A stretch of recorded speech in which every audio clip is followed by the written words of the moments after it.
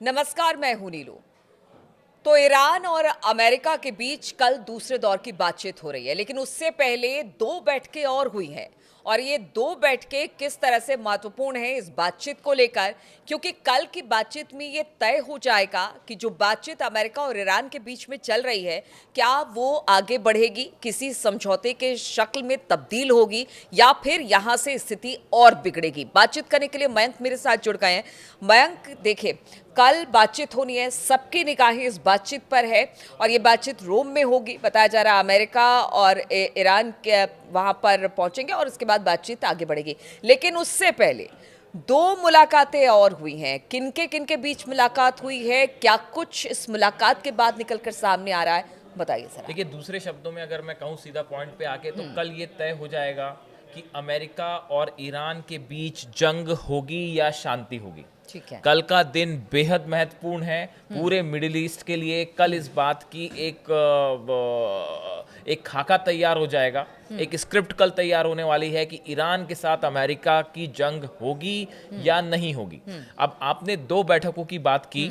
पहली बैठक की जो बात है वो बहुत अहम है। ईरान के विदेश मंत्री अब्बास अराक्ची ने कल पुतिन से मुलाकात की है। वो मॉस्को गए और पुतिन से मुलाकात की, लेकिन इस मुलाकात को लेकर भी एक बहुत बड़ी खबर आई है कि अब्बास अराक्ची जो विदेश मंत्री हैं ईरान के, वो खामेनेई साहब का एक लेटर लेके पुतिन के पास गए हैं। अच्छा। और ये बात खुद ईरान के विदेश मंत्रालय की तरफ से कही है कि खामेनेई साहब की तरफ से एक लेटर संदेश लिखा गया है जो कि पुतिन को दिया गया है, जिसमें परमाणु डील को लेके ईरान का क्या रुख है, ये खामेनेई साहब ने मैसेज पुतिन तक साफ कर दिया है। ठीक है।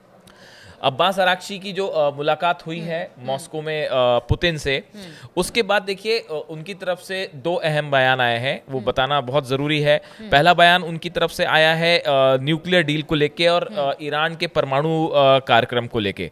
उन्होंने कहा है इफ़ दे कंटिन्यू, ये अमेरिका के लिए कह रहे हैं अब्बास अराक्ची, ईरान के जो विदेश मंत्री कह रहे हैं, अमेरिका के लिए कह रहे हैं if they continue to present conflicting and contradictory positions, things will be difficult. अगर अमेरिका अपना स्टैंड बार बार बदलता है तो यहाँ से चीजें जो है वो ठीक नहीं होगी। और दूसरी बात उन्होंने कही है कि ईरान जो है वो किसी भी कीमत पर अपना परमाणु अधिकार कार्यक्रम चलाने का अधिकार नहीं छोड़ेगा।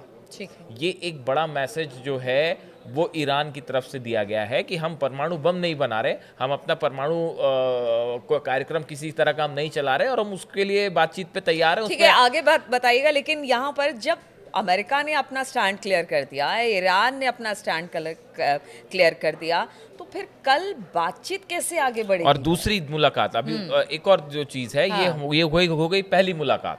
इसमें ये कहा जा रहा है कि कल की बैठक में ईरान का क्या रुख होगा, ये पुतिन और ईरान के बीच इस मुलाकात में तय हो गया है। अच्छा। कि ईरान को कल उस बैठक में क्या करना है, इसमें क्या स्टैंड होगा, क्या शर्तें होंगी, ईरान क्या इस बात के लिए तैयार होगा कि परमाणु कार्यक्रम पर रोक लगे, या जो भी शर्तें हैं, इसको लेके जो खाका तैयार होना है वो पुतिन और ईरान के बीच इस बैठक में तय हो गया।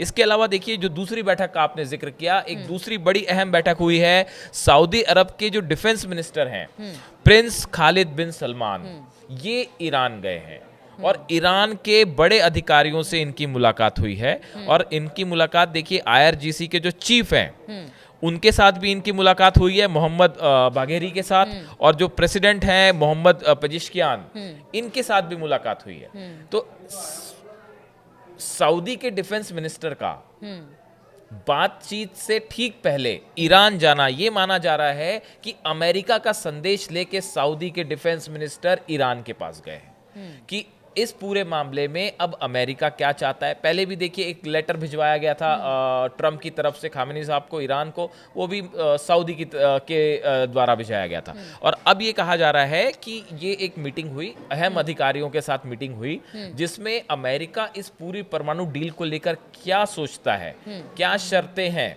इसके बारे में विस्तार से चर्चा हुई है। तो आप एक तरफ देखिए कि ईरान के साथ पुतिन खड़े हैं, और सऊदी अरब जो है वो अमेरिका का संदेश लेके ईरान गया है। हालांकि देखिए यहाँ पे भी जो है एक बार फिर हम कह रहे हैं कि ईरान ने और खामेनी ने जो है बहुत अच्छी विदेश नीति का यहाँ पे भी उदाहरण पेश किया उन्होंने।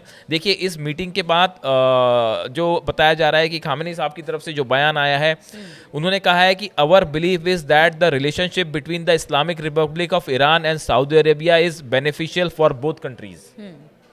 खामेनी की तरफ से कहा गया कि सऊदी अरब से भी अच्छे रिलेशन होना हम सबके फायदे के लिए है, मिडिल ईस्ट के फायदे के लिए है। तो आप देखिए ईरान जो है वो कितने सधे शब्दों में हर कदम, कितने नपे तुले शब्दों में बयान दे रहा है, कितने सोच समझकर इंटरनेशनल लेवल पे हर कदम उठाए जा रहे हैं। बायलैटरल टॉक्स को लेके कितना आगे बढ़ना है, परमाणु समझौते को लेकर कितना आगे बढ़ना है, कहाँ एक रेड लाइन खींच देनी है, कहाँ पे जो है वो अपनी शक्ति का प्रदर्शन करना है। अगर आप पिछले 6 महीने में देखें तो ईरान ने बेहतरीन विदेश नीति का परिचय दिया है, बेहतरीन अपनी स्ट्रैटेजिक फोर्सेस का वो दिया है। और अब देखिए सऊदी के साथ तो सऊदी ये बात पता है सबको कि अमेरिका का संदेश लेके आया है, लेकिन बड़ा वार्म वेलकम हुआ है, वार्म वेलकम हुआ और ईरान ने जो है बकायदा उनकी पूरी बात सुनी और अपने तरफ से भी संदेश साफ कर दिया कि, और वो भी बिल्कुल पोलाइटली। इसे ही कहते हैं कि डिप्लोमेसी सिर्फ डिप्लोमेसी मतलब इंटरनेशनल रिलेशन हमेशा जंग करने से नहीं होती, आपको साम दाम दंड भेद सब करना पड़ेगा। और यहाँ पे जो है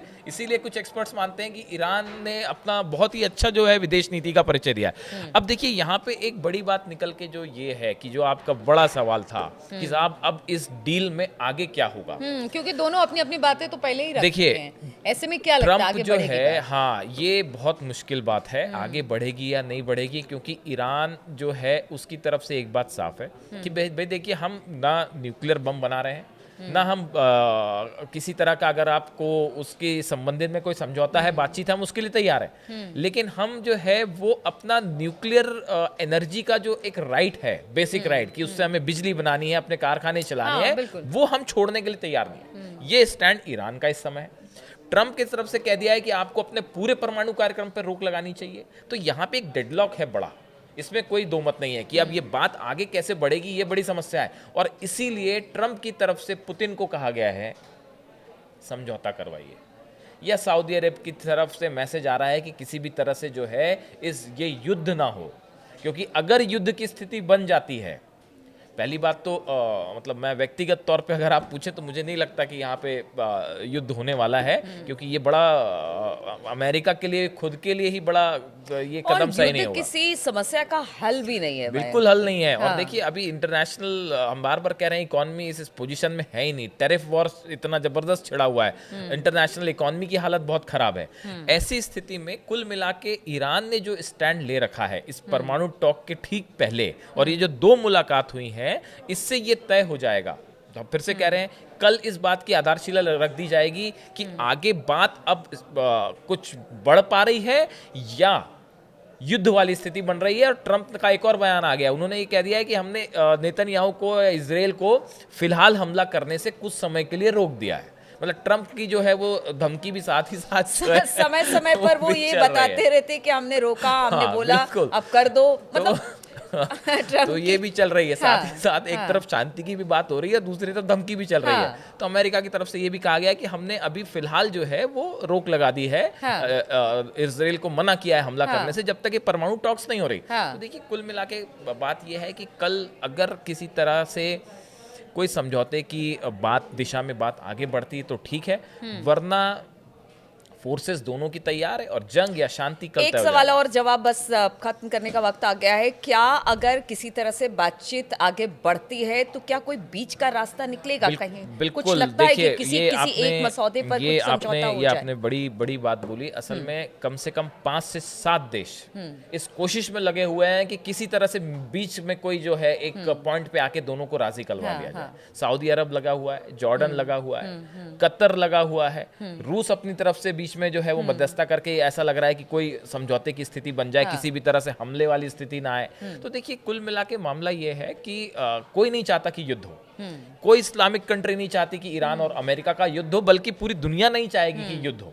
नेतन्याहू क्या चाहते हैं वो एक अलग बात है, लेकिन इस हालत में अब देखिए ये बड़ी और देखिए तनाव की स्थिति में भी कोई देश कह सकते हैं ना कि आप चैन से नहीं बैठ सकता है। बिल्कुल। तनाव भी अगर दोनों देशों के बीच में बना रहेगा तो वो भी चैन की बात ना वहां के आवाम के लिए ना वहां की तरक्की के लिए ठीक है भाई। तो ऐसी स्थिति में अब देखिए कल क्या किसी मिड पॉइंट पे आके समझौता हो पाता है क्या ईरान, लेकिन इसमें बड़ी बात जहां आके फंसी हुई है वो यही है कि अब अमेरिका का ये कहना कि आपको कंप्लीटली न्यूक्लियर अपना प्रोग्राम खत्म करना पड़ेगा, उसके लिए ईरान राजी होगा या खामेनी साहब राजी होंगे, ये फिलहाल तो मेरे को नहीं होता दिख रहा है। चलिए ठीक है, इस मुलाकात पर तो हमारी नजर रहेगी, लेकिन बात अगर पुतिन की करे या फिर सऊदी अरब की करे, यानी कि रूस और सऊदी अरब की करे, तो मध्यस्थता करने की पूरी कोशिश हो रही है कल के इस समझौते में कि शायद किसी जगह पर आकर बात बन जाए, लेकिन कल तक का इंतजार करना पड़ेगा और कल भी हम इस पूरे मामले को लेकर आपके पास आएंगे, पूरी अपडेट आप तक पहुंचाते रहेंगे। फिलहाल बहुत बहुत शुक्रिया